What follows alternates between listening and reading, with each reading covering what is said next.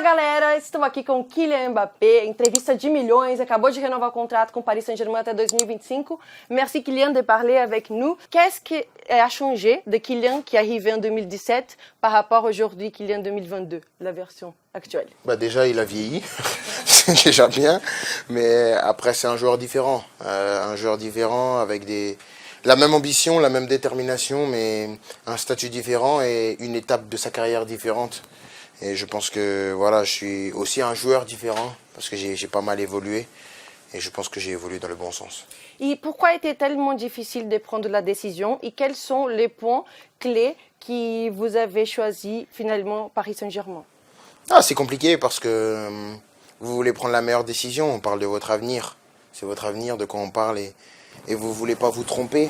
Maintenant, les facteurs, comme j'ai dit tout à l'heure, c'était une sorte de reconnaissance au Paris Saint-Germain, à la France, parce que moi je suis français, de rester encore un petit peu dans mon pays, c'est vraiment donner l'opportunité, voilà, de rester un peu, de faire profiter de mon talent à toute la France, et je pense que c'était important d'avoir cette reconnaissance-là. Bon, en signant le contrat, Paris Saint-Germain envoie un message très fort que le projet il est toujours là, il est toujours très puissant. Qu'est-ce qu'on peut attendre de ces mercato? J'imagine aussi que toi, tu vas participer, pas comme un agent, mais aussi pour aider éventuellement le directeur sportif et tout. Franchement, pour être honnête, moi je vais partir en vacances et je vais rentrer pour la reprise. Non, je vais pas intervenir. Je pense que jusqu'ici, si les gens ont respecté le joueur et l'homme que j'étais, c'est parce que j'ai toujours donné 100% de ma concentration sur le terrain. Toujours été concentré dans mon football. Je vais pas commencer à m'éparpiller, à dire oui, lui, non, lui, oui. Non. Si je suis un grand joueur, c'est parce que je suis concentré sur mon métier et je vais laisser les gens qui sont responsables de ça gérer de la meilleure des façons parce que je pense qu'il faut savoir aussi dans la vie faire confiance aux gens. Ok, donc on parle de la Coupe du Monde, c'est une année très importante. Dis-moi, quelles sont pour toi les 5 sélections favoris? Il y a la France déjà.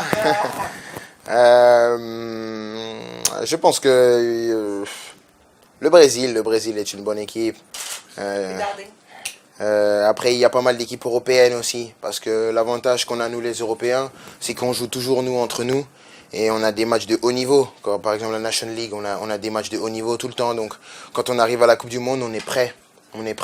Là où le Brésil et l'Argentine, ils n'ont pas ce niveau-là. En Amérique du Sud, le football n'est pas aussi avancé qu'en Europe. Donc c'est pour ça que les dernières Coupes du Monde, quand vous regardez, c'est toujours les Européens qui gagnent. Oui. Bon, direct, qui va être Ballon d'Or cette année? C'est difficile. C'est difficile parce que la saison, elle n'est pas finie. Et il faut attendre, il y a pas mal de prétendants. Il faut attendre de voir qui va faire quoi. Les règles ont changé en plus. C'est la première année où les règles ont changé, où les titres collectifs, ils comptent moins. C'est vraiment le joueur qui est le plus impressionnant. Donc c'est la première année du changement, c'est difficile de dire. Bon, non, la dernière, c'est simple. Non. Ok, tu avais fait une vidéo et mis dans les sacs les trophées que tu as réussi à avoir. Quel serait les sacs parfaits pour la saison prochaine avec tous les trophées? C'est facile. Allez. La Coupe du Monde, la Ligue des Champions, le Ballon d'Or. Allez, merci Kylian. Merci.